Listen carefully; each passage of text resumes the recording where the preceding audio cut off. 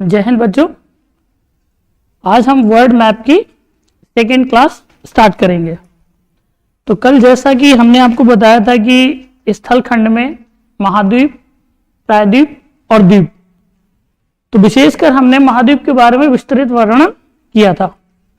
आज हम पुनः महाद्वीपों को साथ लेते हुए उन पर स्थित विभिन्न प्रायद्वीप और तटीय क्षेत्रों के बारे में थोड़ा बहुत समझेंगे। तो आज स्टार्ट करते हैं हम कि जैसे कि देखो ये वर्ल्ड मैप है, कल भी मैंने बनाया था और आज फिर से बनाया हुआ है। तो ये ब्लैंक ड्रॉ किया हुआ है। अब इस पर मैं एक एक चीज आपको समझाता चलूंगा और उससे उठने वाले प्रश्न या जो भी प्रश्न पुटअप होते हैं परीक्षाओं में उनको भी हम समझते चलेंगे। तो देखिए ये वर्ल्ड मैप है। कल आपने जाना था कि ये एशिया महाद्वीप है, ये अफ्रीका महाद्वीप है, ये यूरोप महाद्वीप है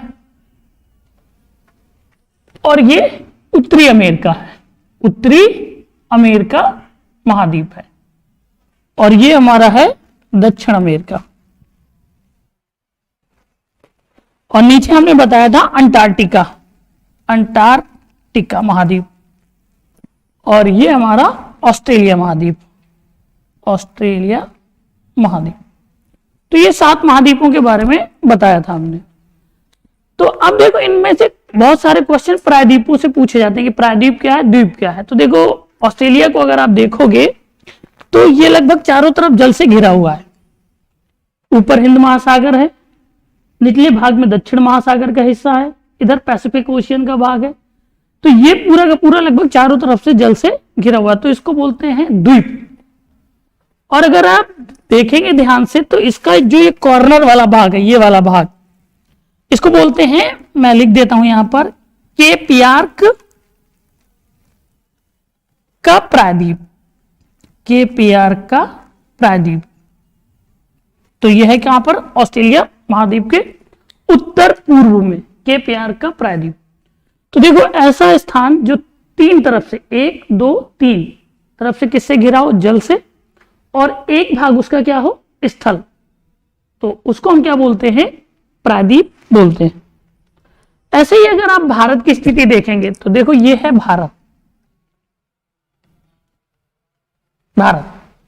तो भारत में देखोगे कि ये भी देखो 3 तरफ से जल से घिरा हुआ है। इस तरफ आपने पढ़ा होगा बंगाल की खाड़ी है, इधर हमारा खंभात की खाड़ी है और ये दक्षिण वाला भाग ये पूरा इंडियन ओशियन का है, यानी कि हिंद महासागर का है। तो ये वाला भाग भी देखो 3 तरफ से जल से घिरा हुआ है। ये इधर स्पेशली क्या है, अरब सागर है, अरब सागर। और इधर क्या है हमारा, हिंद महासागर। स्पेशली भारत की बात हो रही तो हम बता दे रहे हैं, हिंद महासागर। और ये हमारी बंगाल की खाड़ी, बंगाल की खाड़ी। तो देखो ये भारत जो है 3 तरफ से जल से घिरा हुआ और एक भाग क्या है, स्थल, जिसमें आप बोलते हो उत्तर का हिमालय। तो ये भी एक क्या देश है, प्रायद्वीपीय देश है। तो ऐसे पूरी दुनिया में या पूरे महाद्वीपों में अलग अलग प्रायद्वीप स्थित हैं और कुछ की उनकी विशेषताएं हैं जिनको आपको समझना है।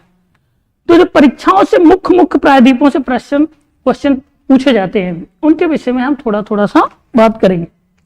जैसे देखो कल मैंने आपको बताया था कि ये है अरब का प्रायद्वीप, अरब का प्रायद्वीप। मैं लिख देता हूं इसको, आप समझिए। ये अरब का प्रायद्वीप है, स्पेशली इसको मैंने लाल पेन से डार्क किया है तो आपको क्लियर रहेगा।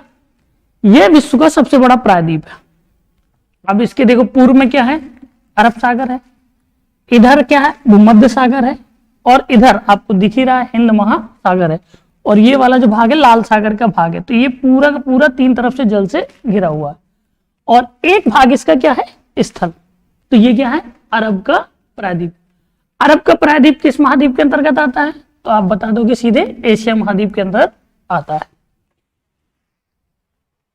अरब के प्रायद्वीप में अरब देश है, अरब में 7 अरब देश हैं। जैसे आपने सुना होगा Doha, Qatar, Bahrain, Yemen, Oman, Saudi Arab और संयुक्त अरब अमीरात। ये देश सारे किस पर स्थित है, अरब के प्रायद्वीप पर स्थित है। अगर पूछे कितने देश हैं तो आप बोल दीजिएगा 7 देश। 7 देश हैं जो किस पर बेस है, अरब के प्रायद्वीप पर स्थित है। इसके उत्तरी भाग में और भी देश हैं, इधर आप देखेंगे तो इराक, ठीक है, फिर इधर जॉर्डन वगैरह देश भी हैं, तटीय ऊपरी क्षेत्र में है, लेकिन मूल अगर पूछे तो अरब के प्रायद्वीप पर 7 देश स्थित है। और ये 7 देश अरब प्रायद्वीप है और अरब का प्रायद्वीप विश्व का सबसे बड़ा प्रायद्वीप है। अब देखो थोड़ा सा हम इधर आते हैं तो यहां भी अब लगभग यूरोप महाद्वीप की जो अधिकांश देशों की आकृति है वो प्रायद्वीपीय है। चाहे आप अगर यहां पर देखें तो ये भी देखो आपको प्रायद्वीप नजर आएगा, ये एक देश है यहां पर डेनमार्क, और ये देखेंगे तो ये भी एक प्रायद्वीपीय क्षेत्र है। इस पे इसलिए मैं इसको लिख देता हूं ग्रीस। ग्रीस देश है, ये पूरा प्रायद्वीपीय क्षेत्र है और इस प्रायद्वीप का नाम है वॉल्कन प्रायद्वीप। मैं यहां लिख देता हूं, आप याद रखना, वॉल्कन प्रायद्वीप, वॉल्कन प्रायद्वीप। तो इसका एक अपना इतिहास है। वॉल्कन प्रायद्वीप पूरी दुनिया में, इसको ये यूरोप महाद्वीप के अंदर स्थित है और इसको कलह की गांठ, एक वर्ड में लिख देता हूं यहां पे, कलह की गांठ के नाम से जाना जाता है, वॉल्कन प्रायद्वीप। अब ऐसा क्यों, तो थोड़ा सा पॉइंट मैं आपको बता देता हूं। देखो अगर आप प्रथम विश्व युद्ध पढ़े हो 1914 से 1918 के बीच, तो यहां पर बहुत सारे छोटे छोटे देश हैं, जैसे बुल्गारिया, सर्बिया, ठीक है, रोमानिया, एस्टोनिया, ये सारे देश ऐसे हैं। और साथ ही साथ इनमें बहुत सारे यूगोस्लाविया, ठीक है, क्रोएशिया, ये सारे देश इस प्रायद्वीप पर स्थित हैं और इन सभी के बीच में अपनी अपनी वर्चस्व की लड़ाई होती रही है। यानी यूरोप महाद्वीप में झगड़े का एक पुराने समय में मुख्य केंद्र था।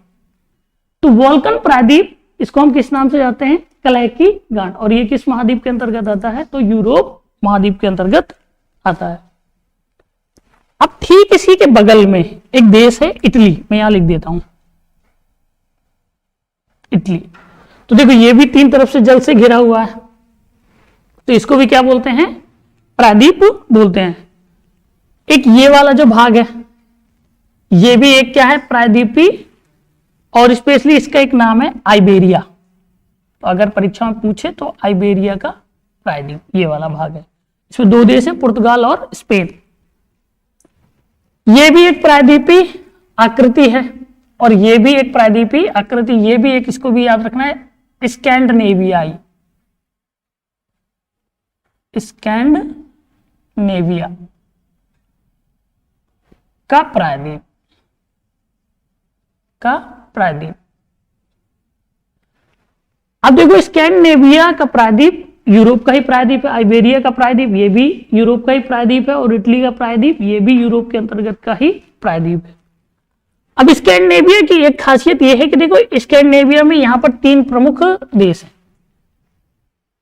एक नॉर्वे, एक स्वीडन और एक आप ऊपरी क्षेत्र में देखेंगे ये वाला जो भाग है इसको बोलते हैं ग्रीनलैंड। ये 3 देश है, नॉर्वे, स्वीडन और ग्रीनलैंड, ये 3 देश किस पर है, स्कैंडिनेवियाई प्रायद्वीप पर। लेकिन अब यहां से परीक्षाओं में क्वेश्चन पूछा जाता है कि मूल रूप से स्कैंडिनेवियाई कितने देश हैं, तो आप बोलना है 5 देश। कितने देश हैं, 5 देश। अब इसमें कौन सा देश शामिल हो जाता है तो वो ध्यान रखना है। एक देश है यहां पर, ये इसको क्या बोलते हैं, डेनमार्क, या इसको ये भी बोल सकते हो डेनमार्क का प्रायद्वीप, क्योंकि ये भी प्रायद्वीप की आकृति में बना हुआ है। और एक देश है बहुत दूर, यहां कहीं मैं बना दे रहा हूं छोटा सा, ये इसको बोलते हैं आइसलैंड, आइसलैंड, ये ध्यान रखना।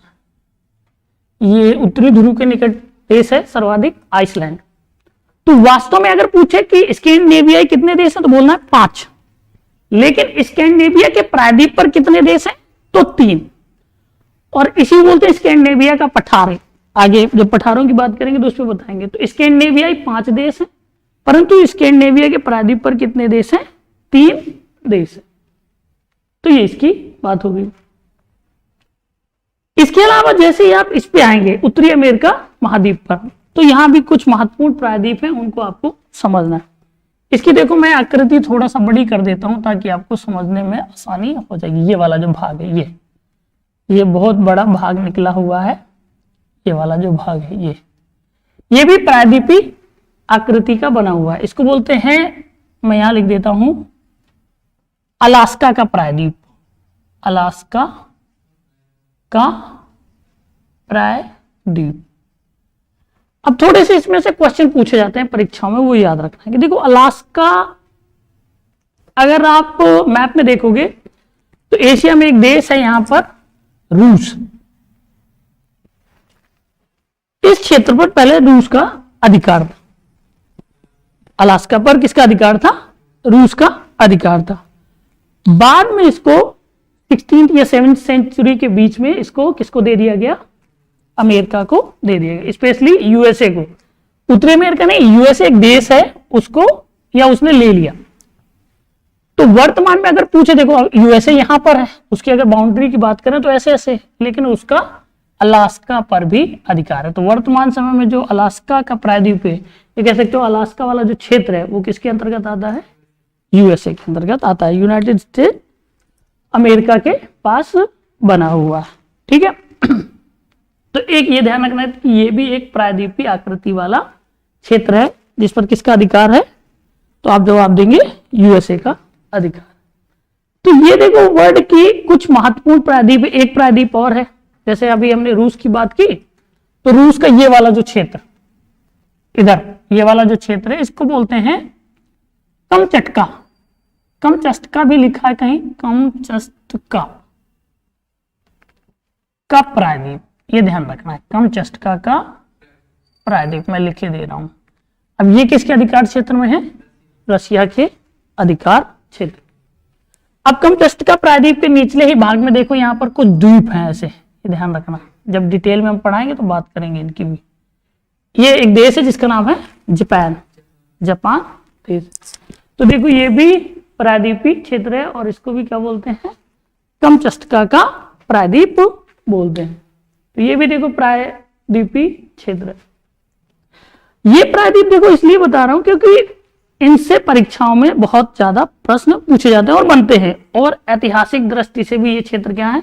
महत्वपूर्ण है। एक और महत्वपूर्ण प्रायद्वीप है, उसको ध्यान रखना है आपको। यहां पर आप देखोगे एक देश है इधर, मलेशिया।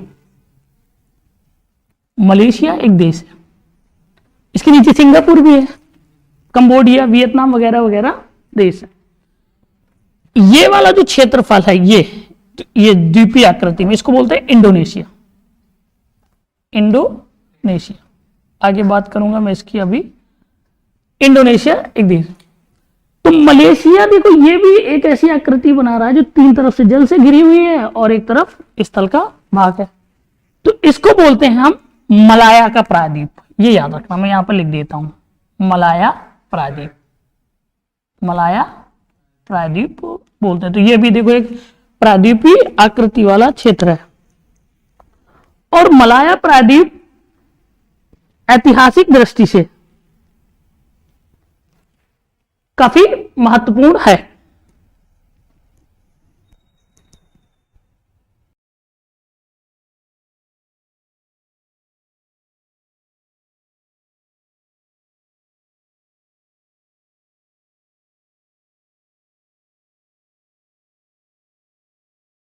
होगा ऐतिहासिक दृष्टि से बहुत ही महत्वपूर्ण है। मैं आपके इसके विषय में आपको आगे बताऊंगा। तो देखो ये है दुनिया के प्रायद्वीप।